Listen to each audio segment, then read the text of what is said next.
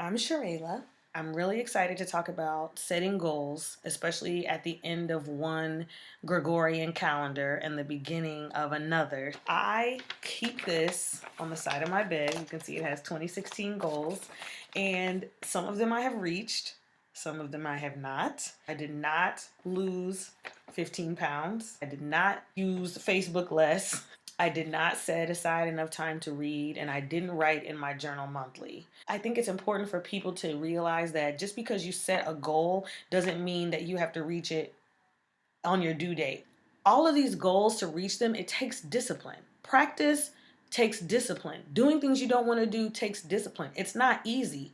But anybody that you see that's successful, they didn't have it easy. It might look easy because it looks like they went from nothing to something, but it was hard work, and you got to remember that. I want to talk to you about setting your own goals. I'm not really a big fan of resolutions, but I do believe in setting goals for yourself and setting goals for your future. I have started to put a list together of things that I want to accomplish next year, things that I want to see happen in my life, that I want to happen in my husband's life. And I post it up on the wall. It's in a place that I can read every day because I think that when you see it, it's a reminder of the things like, am I doing what I need to do to reach the goal on this piece of paper? And sometimes I can cross them off and sometimes I can't. Like for me, one of my goals was to express gratitude daily.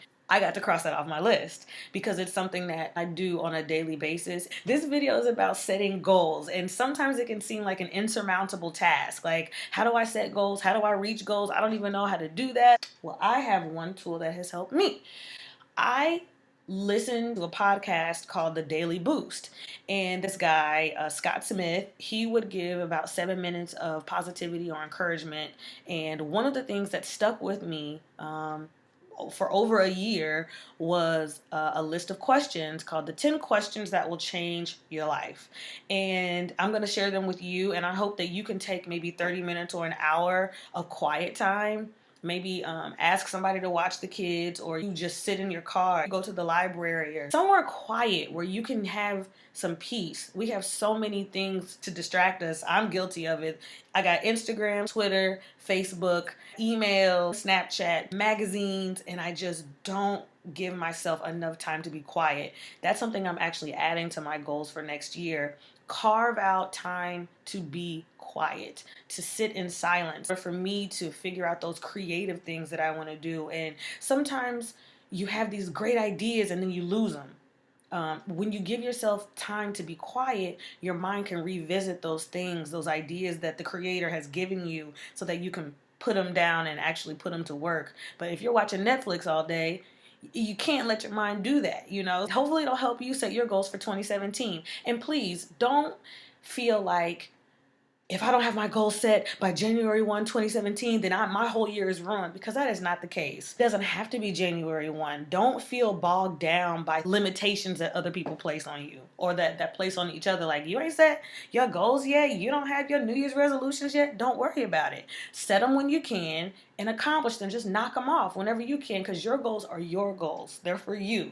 They're not the goals that you set for other people. They're the goals that you set for yourself to become the best version of you. If you take the time, even if it's just 30 minutes, to go through each of these, I would have just a little notepad. If you don't like to write things down on your phone, there's a memo section or a recorder section. You can ask yourself these questions and answer them to yourself. Then you can go back and re-listen to it on your commute to work, or when you have a minute, just listen to it and decide, do these things really align with what I want to do with my life, right? Or what I want to do in the next month or the next 6 months or the next year. When you come up with these answers, I would encourage you to write them down. There's something about writing things down. I don't know what it is. I don't know if it's an actual spiritual principle or not, but when you write something down, it's like you have to reread it. And I realize that everybody's not a visual learner. Some people are audio learners and they can just hear it and it gets into their psyche, which is why for those people, I would definitely recommend talking into your phone, plugging your phone into your phone jack in your car, and just listening to yourself. Listen to the things that you're saying. Scott Smith's 10 life-changing questions you should ask. It could be, what do you want to do with your life? It could be, what do you want to do that day? What do you want to do with fill in the blank? It doesn't necessarily have to be material things, although it could be that. Maybe you want a house. Maybe you want love. Maybe you want to gain weight. Maybe you want to do better at your job. Maybe you want to quit your job. What do you want to have? It could be physical. I want to go to Tahiti, South America, Australia. Or it could be, where do you want to go in your life? This could be a contribution to your family. It could be a contribution to yourself. It could be a contribution to your community or to the world. If there's something that you feel led that you need to contribute to the world or to your family or to a loved one, take the steps to do that. And don't be afraid. Sometimes we feel like our contributions won't be accepted or our contributions are whack or they're just like meaningless, but they're not. If it's been placed on your heart and if it's crossed in your mind, then you should do that. You should follow through with that contribution. Do you want to become kinder, smarter, more fit? These are all things that you have the power to change about yourself. If you want to be kinder, then practice kindness. If you want to be smarter, then read more books. If you want to lose weight, then you have to work out. You have to decrease your caloric intake. This is a really important one to me, and I thank God that my mom instilled this in me growing up, but there's always more to learn. Like, there's always more. There are people with multiple PhDs who are still learning. And that's the thing. When you reach a point where you feel like you can't learn anymore, you got to reevaluate. People that are my age that feel like, oh, I have plenty of time to do X, Y, and Z, grasp each moment like it's your last moment. Learn now. Don't wait.